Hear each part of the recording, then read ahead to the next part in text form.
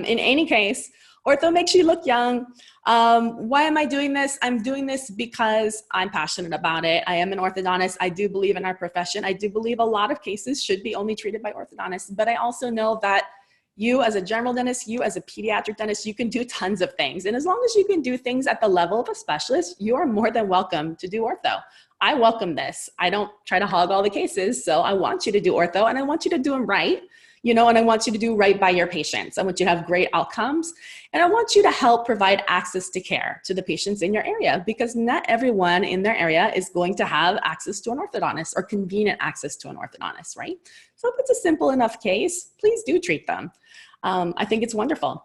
And why else? Because the more ortho you do within your GP or pedo practice, the more general work you're gonna get. You're gonna have more implants, you're gonna have more cosmetic cases, maybe more sleep cases, and just better and happier patients. So that's kind of the why behind this. Even if you're not that excited about intro, I still highly recommend that you have a few GP ortho offerings or services within your own practice. So what are some of the pain points? So I like to go over these because these are the top 3 pushback points that I get when I talk to general and pediatric dentists. Like, why do they not want to do this? First of all, they say the cost. Oh my goodness, it's so expensive to take these classes and I've got to buy this and that and a scanner.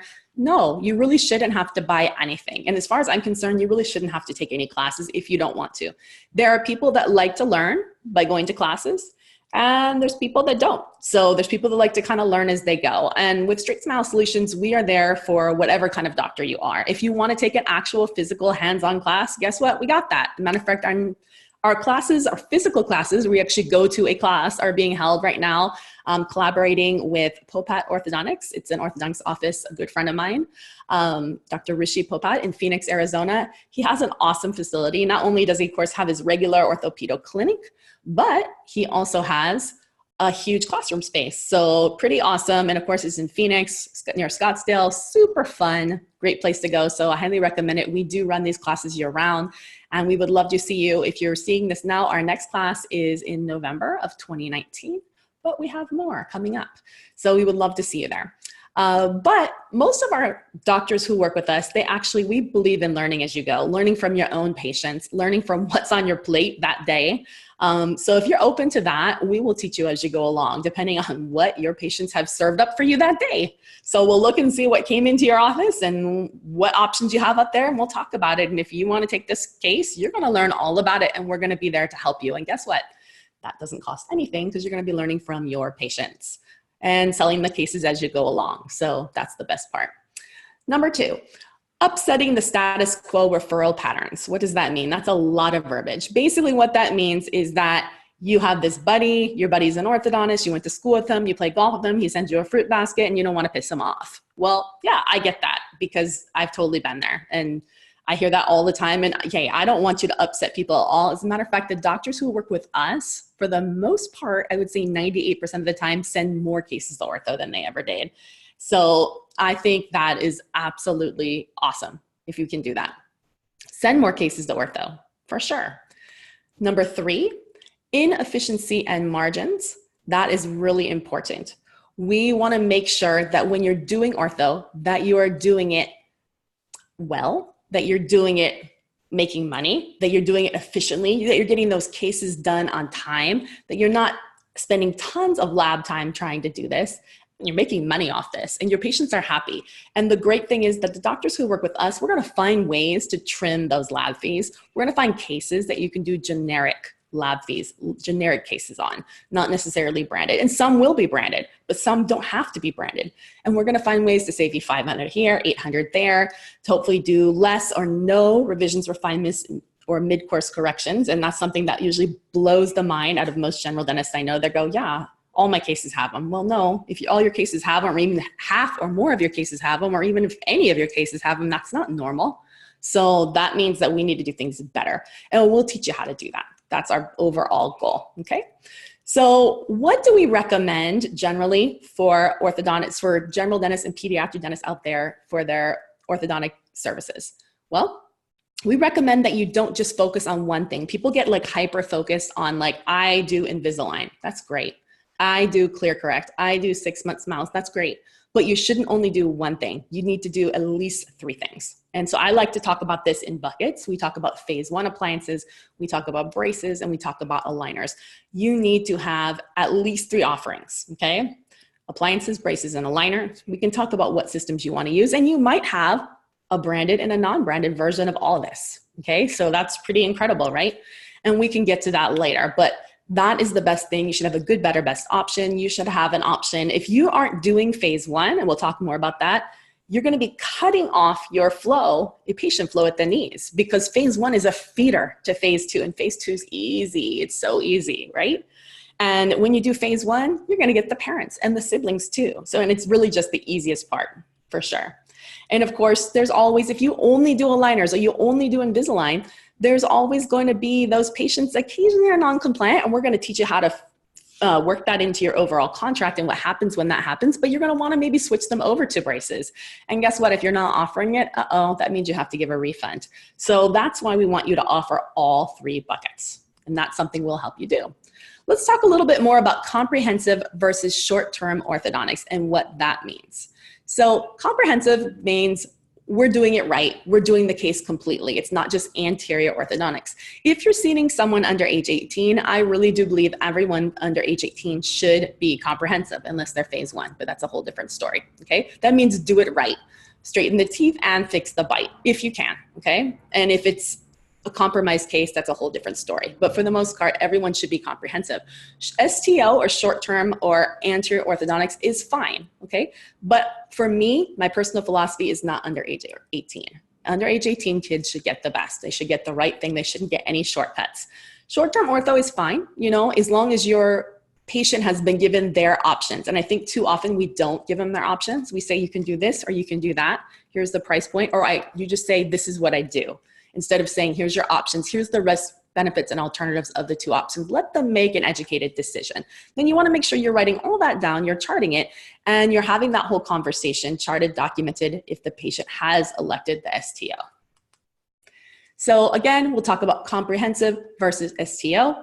Comprehensive is fixing malocclusions, overjet, overbite, crossbite, and finishing the case ideally, including torquing and root uprating. If you're using just round wires, you're not doing comprehensive, you're doing STO, okay? It involves using steel wires, larger and heavier rectangular wires.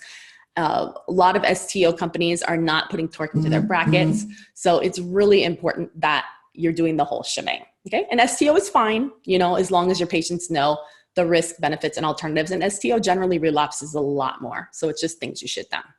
Okay, let's talk about our buckets again. We talked about one of our first buckets being phase 1 in functional appliances. And like I said, this is like, it's like food, okay? It feeds your practice. If you are not doing phase 1 in functional appliances, you are starving your practice, because this is by far the easiest type of ortho to do. And it's the funnest. Sorry to spend bad English, but you know, fun, it's funnest. So it's really, really, really fun working with kids, 6, 7, 8, 9, 10. They're really fun to work with. And guess what? It's pretty much all assistant time, depending on what state you're in. So you really don't have to do anything. You just have to talk. So you have to sell the case and explain the case and do the treatment plan and explain the why behind it, but you don't really have to do anything for the most part.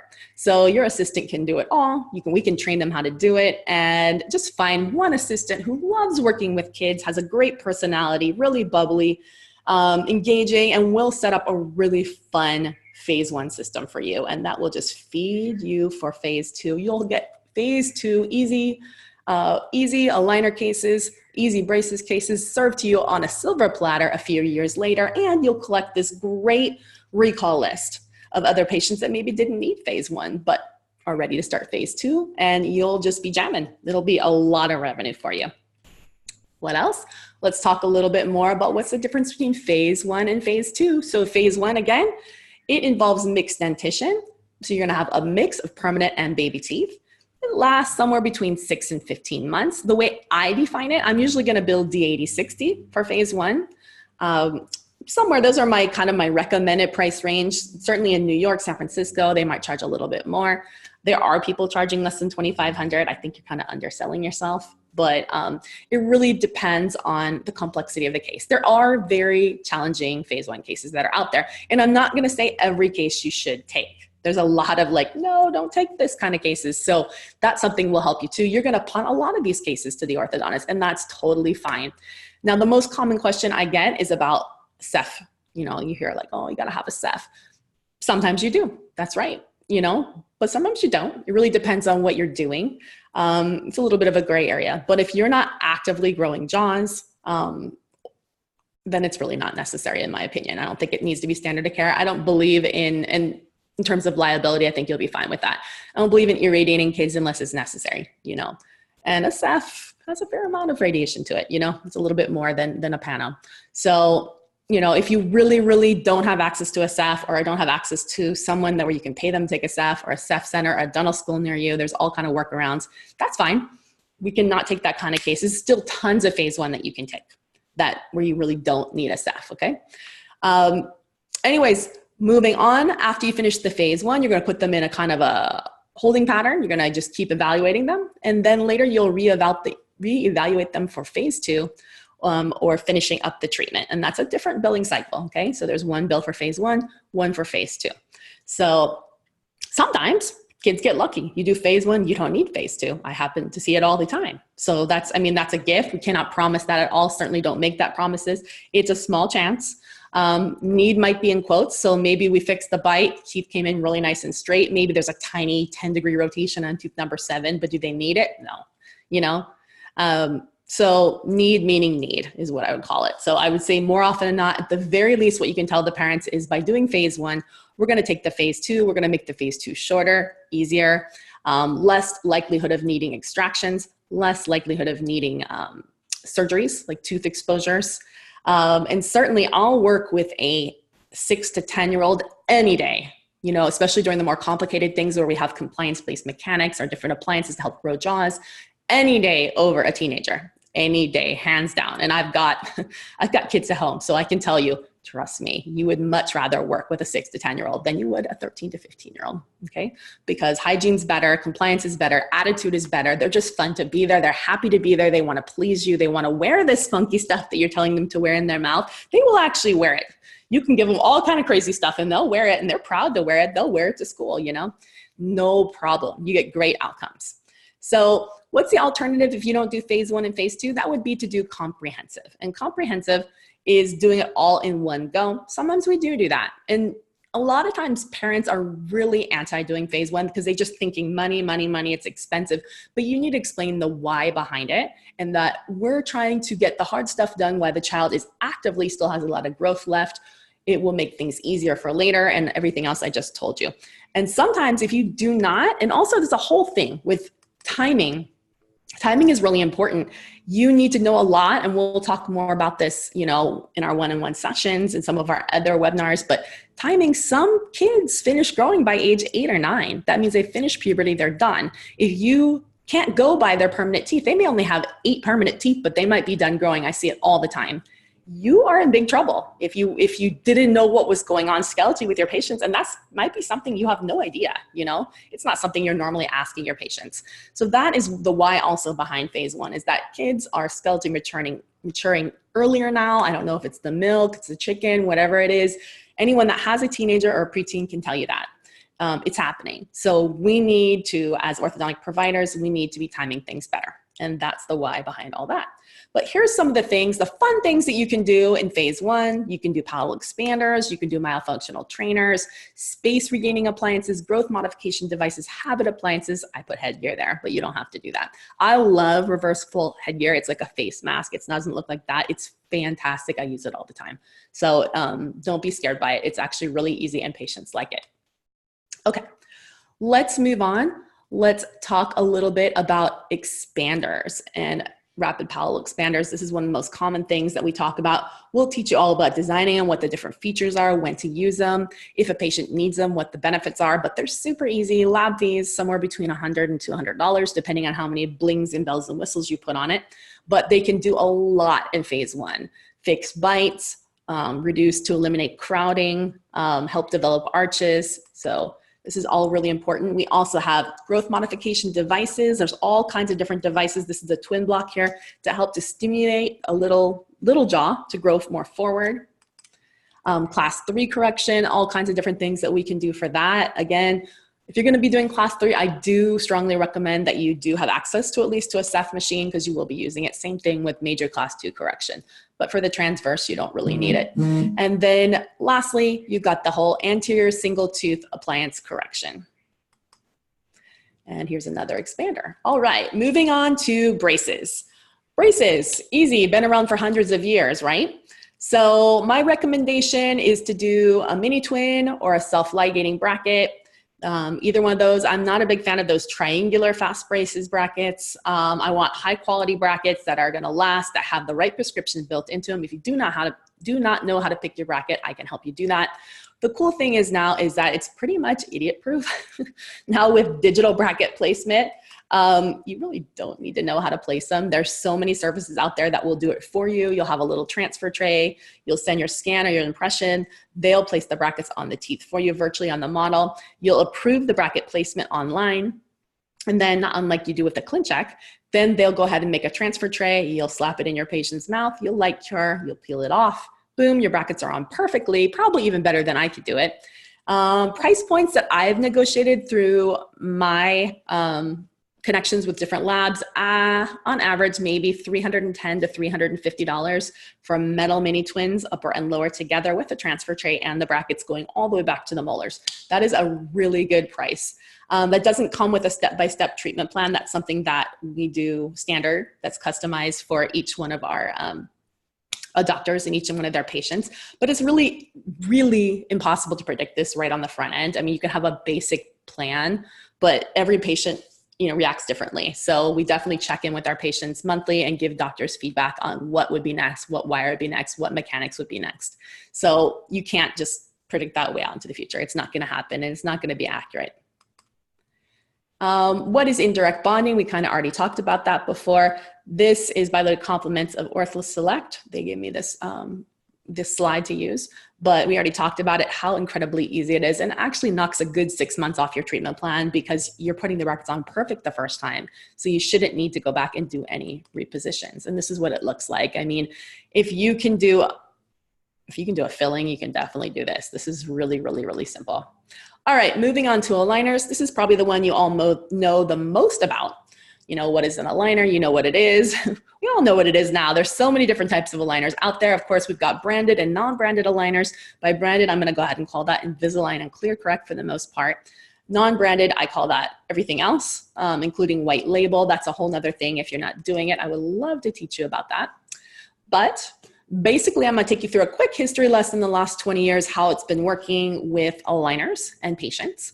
But basically, you know, pre-1997, there was no aligners. They didn't exist. Everyone got braces or appliances. Of course, then 1997, Invisalign launches. In about 2001, they actually started to expand to the general dentist. ClearCorrect came out in 2006. And now we have tons of options. Of course, the first round of Invisalign patents did expire 2 years ago. So that brought everybody else to the table. And now the prices have gone down, maybe not for Invisalign, but for everything else. But you can easily do a really awesome full case for less than $500. And if you're paying tons of money for every case, you're doing it wrong, unless you like to pay a lot of money for every case. So, you know, I like to give patients examples of, you know, when you go to the grocery store, do you always buy, you know, Kleenex brand Kleenex, or do you buy whatever's on sale, or do you always buy Brawny brand paper towels? And most people don't. So most people just buy, as long as it's just as good, they buy whatever. So it's really great to give your patients a good, better, best option, and to have the branded, and totally, you know, there's benefits to branded sometimes, and also have an off-label version. Really easy to do. The workflow is super simple. You're going to save at least $1,000 to $1,300 on lab fees. Of course, there's no bells and whistles that come with it. We can go over how that works. But if you can have a slightly cheaper product for the right kind of patient, you're going to get a lot more patients. Of course, you guys you're very familiar with Invisalign and ClearCorrect, both good products. I have used them all the time. Huge fan of them. Pretty much very similar. There's a few features that are proprietary for Invisalign that ClearCorrect doesn't have. ClearCorrect does have more straightforward billing practices, so it's still great, and it's overall a little bit cheaper, and it comes with a set of retainers. And thank you to Bayshore Dental Studio for this slide. White label aligner. So we talked about off-branded white label aligners, how the workflow goes for that. So many options there, right? It has just exploded, and it's a big part of what I do. I help doctors to figure out the workflow. We partner with tons of different labs, tons of different design companies. For the most part, this has been incredible for doctors. It's been mind-blowing how incredibly easy it is, how great the outcomes are. It's really simple. But again, I think it's just one thing that you should be offering. This is my infographic that I made, just basically letting you know some of the different companies that we work with. We work with Full Contour, iRock, Global Orthodontic Solutions, and some other ones, Exceed. But price point as low as around $90 for a setup. And that is where you basically send the scan or the impression. They're gonna go ahead and do the quote unquote ClinCheck. It's their version of a ClinCheck. It's similar, but maybe a little more simple. You're gonna go ahead and approve it or make modifications. Once you approve it, they're gonna export those STL files to the lab that you choose. If you don't have a lab, they can recommend one. You can pick what type of thermoplastic material, how you want it bagged, how you want it packaged. There's all kind of variables in there. Or you can export it to your own office if you have a 3D printer, and you can finish the rest on your own. But honestly, it's really just quite fantastic. Thank you to Full Contour Design Studio for the content here. But basically, I think you know most of this. You know what attachments are. What they do, they help to like provide a handle or a grip to help spin a tooth that's more rotated or maybe needs some extrusion. So it is necessary. If you don't have attachments, you're going to have a slower case. Things are going to move a lot slower, and you may have less than ideal outcomes. But for a very simple case, you may not need them. So really it just comes down to how efficient you want to be and how good you want your outcomes to be. What is interproximal reduction? Hey, we have some great videos on IPR. If you want a step-by-step guide, we did one. You can access that at gpwebinar.com or email me and I'll send you the link to that. But basically, IPR is really important. I do strongly recommend it, especially if you're going to be doing aligners or braces on adults, because it's a great way to create space without having to pull out teeth. If your patient is perio-compromised, it's also a great way to keep those teeth from pushing the limits on the attachment loss. So I do recommend getting good at it, and I do recommend having a good system set up. Again, any questions, we'll be glad to send you more information about that. There are 4 major components to aligner success that I like to talk about, and you need to understand how each of these factor into your overall outcomes. First of all, case selection. That's your job to select the right case. If you don't know how to do it, it's something we can help you with. If you don't have a good case, it's not going to turn out well. It's not the job of Invisalign or ClearCorrect or one of these design companies to tell you if it's a good case. They're going to say, okay, to everything you send them, right? They're going to do their best, but there's no guarantees that what they have on their little animation is actually going to happen. No guarantees. I see a lot of stuff and I'm like, really? That's not going to happen. But unless you have that experience, you're not going to know as a doctor. So do make sure you're running your cases by somebody who has experience initially until you kind of get your sea legs with this. What about design and treatment plan? You know, that is something that either these design companies or Invisalign or ClearCorrect will provide. I've seen great ones and I've seen awful ones, and I've seen everything in the middle. And again, unless you have the experience to know what's going to happen, what's predictable, what's not predictable, you know, you probably should have someone helping you out. And that's what we're here for, because we want you to have really great outcomes and we want you to get it done the first time. We don't want you to have to do all kinds of modifications. What about production? Production means printing, you know, the models, actually thermoforming the aligners and trimming the aligners. For the most part, I think that's quality. The QC on this is pretty good. I haven't had a lot of problems with that. Little bit of problems maybe in the white labeling department. Sometimes people rush in, labs rush into, you know, doing it and they're overheating it or whatever. But again, that's something that you'll learn in time. And lastly, compliance. By compliance, we mean how compliant are your patient. Anytime you have something that involves compliance, albeit, you know, braces with elastics, appliances, or aligners, we need to make sure your patient's actually wearing it. And there's all kinds of mechanisms for that to make sure they're actually doing it and to have them checking in so that we get great outcomes, and we can also help you with that as well. Again, let's go back to case selection. Case selection is key. On the left are cases that I think are very doable with aligners, and some of them you might be like, whoa, I didn't know that. They're not as hard as you think. And on the right are cases that I wouldn't do with aligners. Maybe with Invisalign if I knew what I was doing. A little bit, but for the most part, no. So again, you'll learn more about case selection as you go along. We talked about tracking and compliance. Aligner tracking is key. There's all kinds of branded systems like dental monitoring system that's out there that can help you. It is very expensive. Right now, they do have a pretty sizable setup fee to get started. It's really not meant for a GP or a pediatric dentist who's got a low volume of patients. It's meant for someone with large patients, scaled patients, large quantity of patients. Otherwise, it's probably not going to be worth it. But there are newer startup systems that are coming out, all kinds of tips and tricks you can use to create your own in-house aligner tracking program. I'd be glad to help you, and stay tuned because I have a lot of great ideas and some people that I'm partnering with that are doing really cool things. But basically, in a nutshell, you need to know to explain to your patient, doctors have this kind of like miscommunication where they think, okay, I'm supposed to change these aligners every, say, 2 weeks. And they just give their patient a bunch of aligners, see you back in 6 to 8 weeks. Well, you can't just do that because it's not going to work. Not everyone is on that sequence. Some people can go faster, some people can go slower, and you need to train your patient what they need to be looking for. So this is basically what I say. I don't give anyone a frequency, 1 week, 2 weeks, 10 days, anything like that. Nobody's getting that. It's really based on what it looks like. And we'll find that kind of groove with each patient. But ideally, the way I tell them is, okay, Invisalign is supposed to be 1 week, Clear Creek is supposed to be 2 weeks. If you're using white label, it's somewhere in the middle, depending on what material you're using, how aggressive your treatment plan is. That's something that we can customize for your patient.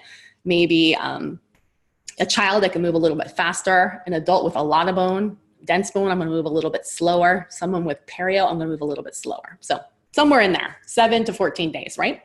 That is if they're actually wearing it 22 hours a day. Now, you'll really never know that, you know? So what we do is we say, okay, when it's time for you to move to your next aligner, first of all, you can't move to your next aligner unless you've worn it 22 hours a day and your aligner is loose, like very loose, for at least a week, okay? So if it's loose and you've worn it for the right amount of time, you can switch to your next aligner, but it needs to be completely flush to the teeth. There can't be even a microscopic space between, and you can see the little red arrows on the slide, between the tooth and the plastic. If there's any space at all, you need to use your chewies. And if you're not using chewies as standard operating procedure, it's not gonna work. You know, your cases aren't gonna track. They're super, super important. You need to teach the patients why to use chewies, how to use chewies, and to have them using it regularly. And they need to work on those microscopic spaces. If they can't get rid of those tracking issues within 48 to 72 hours after switching to a new aligner, they get to go back to the previous one and wear it for another week and try again the next week. If they still can't get rid of it, they need to give you a call and come in. And if you kind of get them on that workflow where they understand how it's really quite easy, you know, your aligners should always fit exactly adapted to your teeth. There should never be any gaps between your teeth and their aligners. If they are, you will be getting a mid-course correction or revision. 100%, it's gonna happen. So, which is gonna be expensive for either you or the patient, or both. So we wanna make sure that patients understand what tracking is and that they're staying tracking and they know to contact you if things aren't tracking. Lastly, we're gonna talk a little bit about retention. This is a whole nother revenue stream for you, retainers, right? Anyone that's had braces, that's had ortho in their life, they might need new retainers. So make sure even if you're not offering ortho, you should offer retention as an option. Retainers are easy. So, and it's a great revenue stream. You can offer retainer bundles, retainer plans. A lot of people have retainer insurance where it's like, okay, yeah, whenever you need a new retainer, you let us know, you know, your fee is going to be X. As long as you store that retainer, basically the teeth, the final impression in the cloud, it's so easy. You just push a button, boom, you know, and it gets delivered to the patient either at home or it can come to you and you can deliver it depending on how it works in your state. But retainers are super easy. Lab fees, somewhere between, I mean, as low as I would say $30, $40. If you're finding the right place for an Essex kind retainer, you can also make them in-house for $3. If you have the BioStar, really easy. I have great videos on that. Positioners are another type of great retainer. They help you breathe through your nose. They're great for airway. Great mouth guards too. I mean, so many different things out there. What a great revenue stream. Don't forget about that because you have so many patients, they may not even know that you offer replacement retainers. And I'll tell you, as an orthodontist, it's a hassle.